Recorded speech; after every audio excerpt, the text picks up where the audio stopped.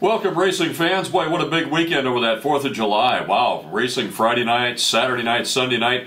I'm going to cover the action from Sunday night, how we wrapped up the 4th of July weekend at Huset Speedway. Of course, we started off Friday night with the National Sprint League. Daniel Lasowski taking the win over there, leading all 35 laps.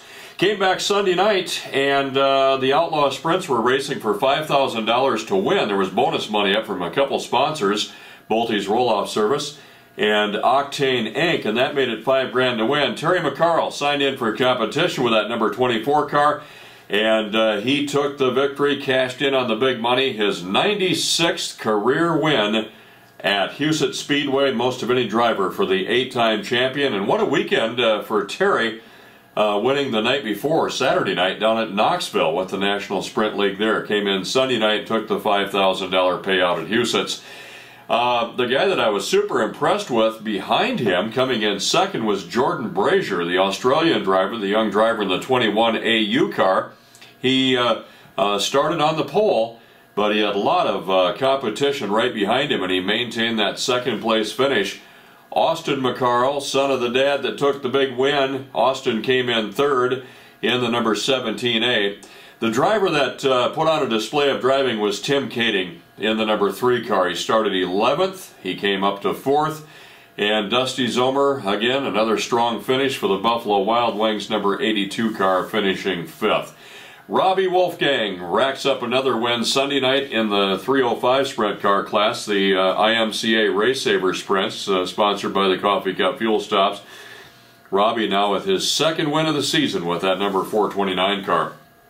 And he took over the lead on lap 7 of that 15-lap race. The little micros were on hand, the 600cc micro sprints.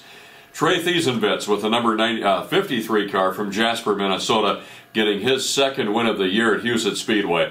There was a couple almost meltdowns, if you would, in well, one in particular in Victory Lane. We'll talk about that with the street stocks. But Trey Thiesenvitz, he was wound up in Victory Lane on the microphone. He told the fans when he was being interviewed, when they put the microphone in front of his face after climbing out of that car in Victory Lane winning, he said, "I'm all jacked up on Mountain Dew."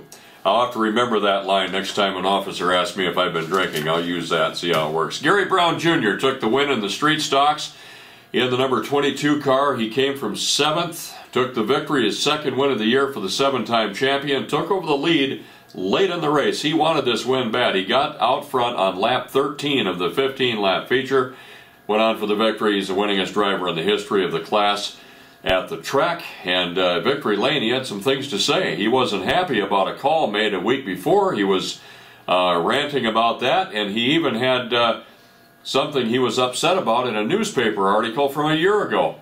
Been carrying it around inside, kind of a meltdown in Victory Lane.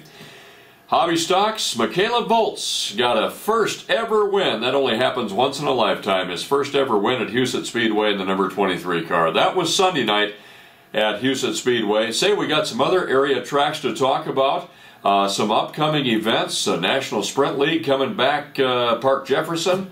That's coming up Friday night. We'll get into some of these upcoming events and more on Outside the Oval. Stay with us for the upcoming editions of that. I'm Mark Tassler. Thanks for joining me.